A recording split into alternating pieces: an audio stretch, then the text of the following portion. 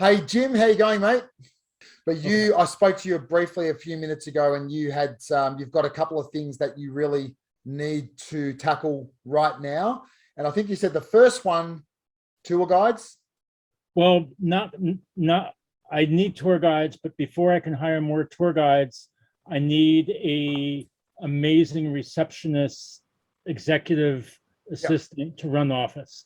I had one that quit, and I'm back to doing everything myself. That's why you haven't seen me much, because I'm just going, and then when I'm not touring, I'm doing paperwork.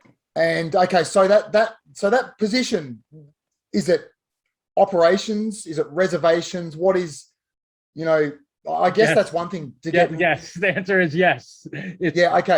Initially, it's everything. And then as the person gets more trained, it's probably going to go more into reservations. And then I'm going to hire someone else to do marketing. Once that person is in place, then I can hire more guides. So my first suggestion, I'm going to show you a few things that are going to help you in the program content. The first is, I think, be really clear on what the role is, because if it's sort of a little vague or it's kind of this, you're not going to get the best pool of candidates. Okay. That's that. Do you have an office? Like, is it a home office, or will they work remotely? They're going to work remotely, but I am also in the process of building an office at my house. Okay, great. So what you want to do is get someone in, get them up to speed, get them going as quickly as possible with minimum tools, but make yourself look like an epic, organized professional boss running a streamlined operation that people are going to walk in, they're going to know what's expected of them. They're going to understand what their roles are, what their responsibilities are. They're going to be excited and motivated and incentivized.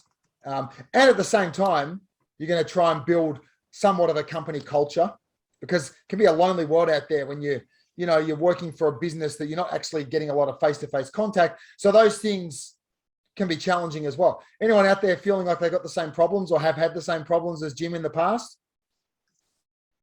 I'm guessing there's going to be a few nods to that one. So a few things, Jim, like what you probably don't want from me right now is like dense documents and this is going to be a roles and responsibilities, operation, all this stuff that's going to take you some time. Those things will come. And I think one of the best things to do is get someone in the most professional, efficient manner as possible without you having to do a lot of back-end work. Right. And then you're going to have that person going to help you move the needle with the professionalism in your business. So what I always recommend is you're not the person to be spending weeks and hours building out operations manuals and training process and all these kind of things. You don't have the time for that at the moment. What you want to do is get the right people into your business that are going to feel empowered, that are going to feel they're a part of something, and you're going to give them the responsibility to start building some of those things themselves. Because I'm a really big believer in the fact that anyone who comes into your organization should have two jobs. One is their actual job, the responsibilities that you've tasked them, the tasks that they've got to fulfill for you. The second is to continuously document the process of them doing their job. Okay. And it should really start at the beginning. It's hard to go back retrospectively to someone. Let's say you got someone working in your business, right? They're doing their job, and then you're like 3 months in, oh, hey, great, you're doing your job. I've got this other stuff I want you to do now. I want you to start writing up your processes of you doing your job. They're going to go, well, that sucks. I don't have much time. That's an extra job. I don't really, do I have time for this? And so to get that instilled in people from the beginning is really important. They got the job, they've got the process of documenting their job. Because ultimately what you want is for that person to be sick one day, or God forbid, hit by a bus, or to walk out the door, and the next person to walk in and you say, that's your job. Turn to page 56. It's all there. Any questions? I'm right here for you. Okay. So it should really begin at the formative stage. So a couple of things. I'm really glad that you're saying this, Josh, because with the person I had that was working with me from last October to March of this year, I told her exactly what you were saying. And I told her that almost from the beginning, hey, I want you to record what you're doing. I want you to create your own operations manual. So, and she just like butted heads with me from the very beginning. Like, I don't want to do that. Okay. I understand why, because it's overwhelming, first of all. Okay, there's a couple of things here. First of all, when you're hiring, I'm so much about culture, like character traits, things like a willingness to be involved in something, empathy, like all these things. Think about like the human characteristics you want in your organization. Okay. Right. Forget specific skills that align with the position for now. You want a certain type of person, especially as a small business. So A, you may not have employed that type of person. B, you probably totally overwhelmed them because they're like, where the frick do I start? Like, give me help me out here. Like, give me a template that I can use or an example. I don't know what to do. I'm like, you know, and when people get overwhelmed or confused or they respond, their response may not be, okay, Jim, that sounds like it's something that the company needs, but I'm needing a little bit more guidance and direction here. Their response might be, I can't do that and respond. You know what I mean? So, so that's one thing. So the right type of person with the right type of guidance and support is the way I see it. Right. So a couple of things for you that you would, because what I want to do is save you time. Like I want to shorten the learning curve and just get you doing things.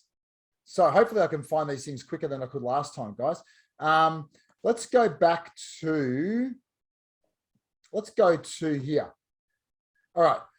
So this one here, sample, this is in the Scale and Sell coaching program. This is a sample position description for a business development manager. So in the program, you might find one for like an operations manager or something, but I just wanted to show you this because it'll be indicative of what I'm talking about. Right. So the first thing you need to do is use this as a guide for the position that you're trying to create, okay? The first thing you want to do, and you can just copy and cut and paste some of this language. This is okay, first of all, get clear on the position that and make it sound sexy, make it sound like, oh, okay, I get it. That's exactly, what is that? Is that an office manager? I mean, is she managing your office? Or is she, or he or she? The person that was working previously started out as like a executive assistant, receptionist, and then it moved into sales while still doing reception, and then moved into operations while still doing everything. So she was doing a lot. Okay, so I would call the position that you're advertising for an office manager. I think that gives you scope. Everyone understands in a small business, there's going to be a fluid approach. And this is what I wanted to show you about this. So the first thing I wanted to do, and you know what? There's a better example of this I've just realized somewhere, which I've got some accompanying notes. So bear with me for 1 second. Look, don't worry. This one will give you what you need. Okay. There's a second one that has some accompanying notes, but that is one that I think Delphine, I've given to you in the past for a tour guide, a position description for a tour guide. But first of all, you want to get someone fired up about the position. Okay. Like, oh man, yeah, this sounds awesome. Like I want to be a part of this, this journey, a part of this business. All right. So pay close attention to the way I set up this position description. First of all, I get people all fired up about the opportunity. It sounds really exciting. Sounds like something you want to be a part of. Then you talk about the skill, like kind of like the character traits and the general skills that you want for someone to come into your business. Okay. You then might want to even take it a bit further and qualify. When I say qualify, talk about who this is not for. Who's this position not for?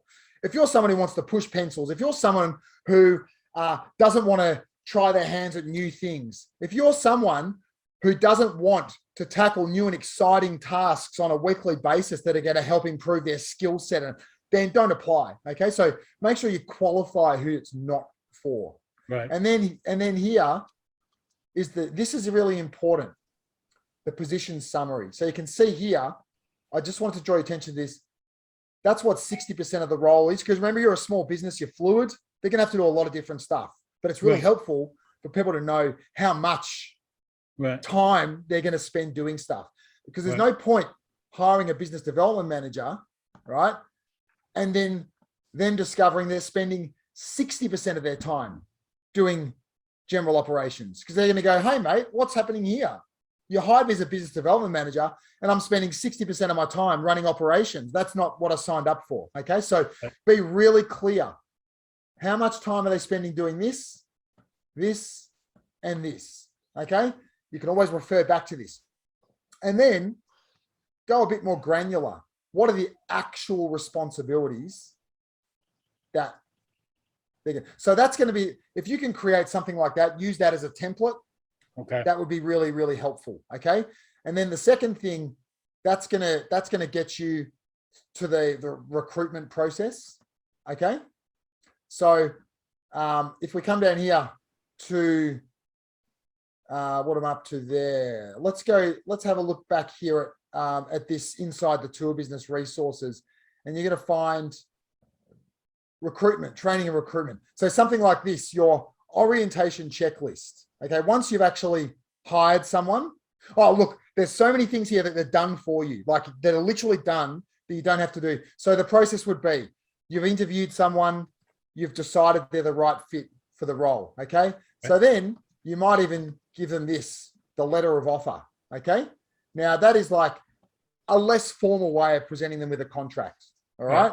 And here's something, again, you can just rip mine off and you can just add your own details. And you know what you do if you give them something like this, because effectively it's a contract, it's a binding contract, but it just comes across as something that makes you look professional, organized. It's got all of the policies and procedures that someone might need that are important.